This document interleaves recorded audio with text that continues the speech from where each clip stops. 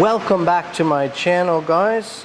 Taking you along on a build today because I think I have something great here. Sorry for the background noise. Dad is in the grinding room there, cutting out some steel right now, working through some knives. But I am doing, this is a custom order for a client who's got a specific request. He's looking for an EDC knife. So it's going to be a little on the shorter end that excels in camp food prep. And that is exactly what I've designed. And just like when we did the tradesman, when I got it all designed for the client, I felt like it was just, oh, this has got to be offered to more people. I feel the same with this. This is going to be sweet. I'm doing it to his expectations with my own flair on it. It's my own design. Really excited. Let's go along with it. So this is what I'm doing right here. It's EDC, so it's on the shorter end, 7.25 inches, I believe, overall length. A full 1 inch deep, which 1 inch deep at that length is pretty stout. To excel in the food prep, we're going with a really high flat grind. That's a necessity to me for a good food prep knife. We are doing a nice chunky jimping here, which I'm really excited about. We've got some real cool lines going on the scales, all subject to change a little bit because this will be a prototype, but I'm going to do a run. There's going to be a run with the prototype, but things might change as we go through. This jimping might move a little bit.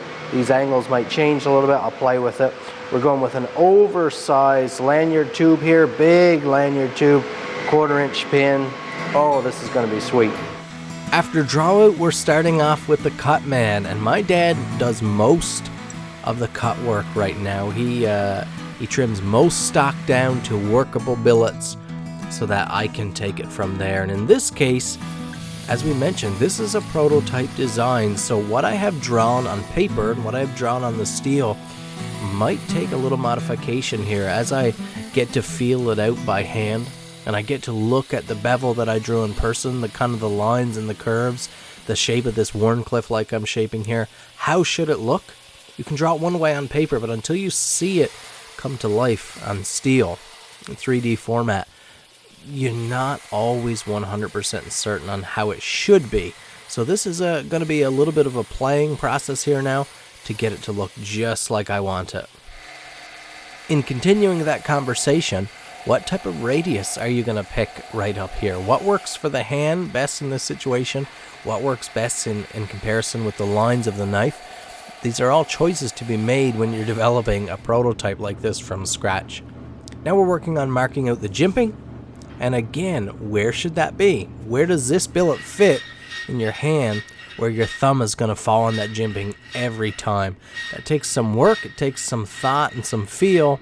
But if you really put your mind into it, you know, at this point in my career, it's fairly natural to find those sweet spots.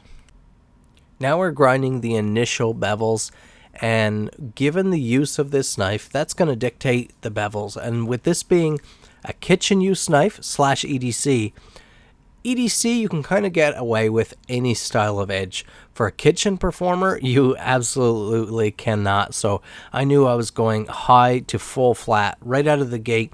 That's exactly what I'm putting on here. A nice high, lean, flat grind so we can dice some food on the cutting board by the campfire real nice.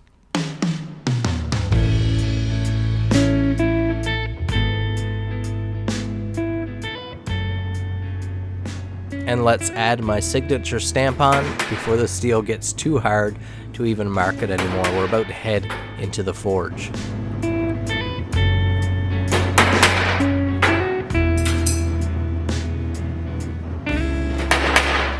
don't know why she took off so hot.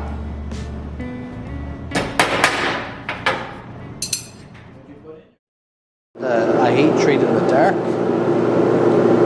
That is to help me with color gauging. The brighter the room is, the more difficult it is to tell. Your blade, you're in a real bright, intense light room, your blade could be almost yellow hot. You can't gauge it. So I've learned to gauge any coloring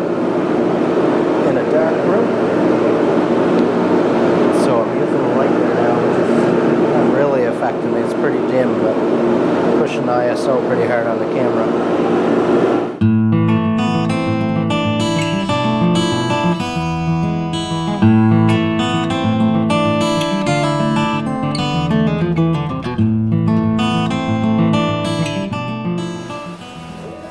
Dad does a lot of the handle prep work now, the drawing and measuring and cutting and prep, the drilling, selecting different materials and putting things together, the glue ups.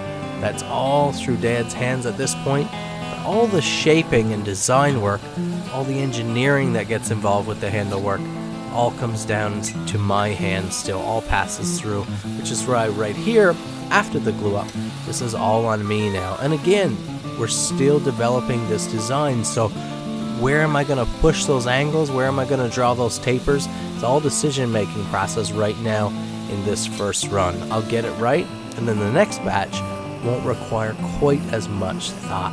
I'm really, really liking the feel and lines of the knife at this point.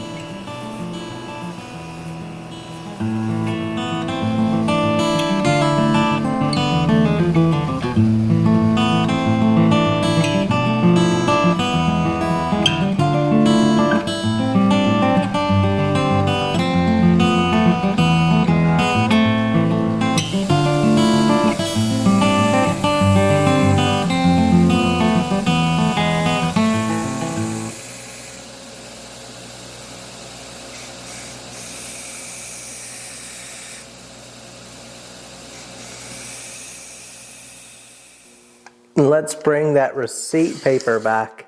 Oh,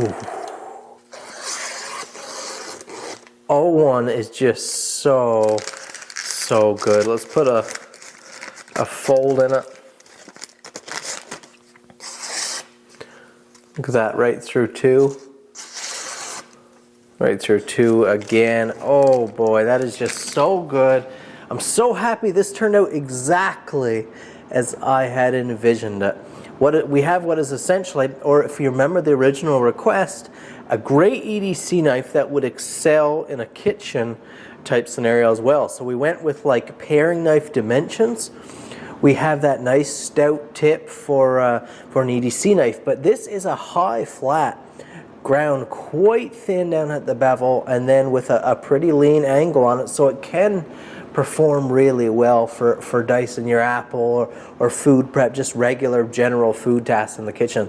This will slice through your bell peppers and tomatoes extremely well, but we still have a little bit of stoutness there. Look at that polished tang, and look at that jimping. Nice thick jimping there. So in an EDC type task, oh, this is a performer. Nice and compact. You can see it's not a great big knife. It's about 7 3/8 inches long or so, I believe.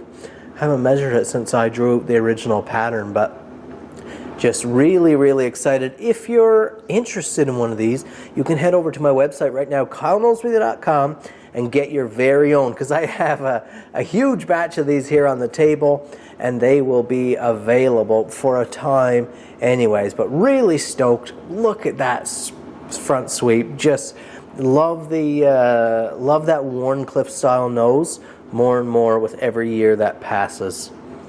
Just love this knife. We're going to sit it in a really sweet sheath. Leather sheaths they'll all ship with. And this is going to be an awesome EDC package. Again, you've got that perfect size. You know, not a great big knife. What am I carrying here? I'm carrying a Delica 4, full flat grind. Look at that. But look at that. We have some meat there, but that high flat grind, just to give you reference. Really, really sweet. Hit that like button, subscribe to my channel if it's your first time here. Leave me a comment down below. I would love to hear from you. Guys, that just does not get old. Let's put a fold in it.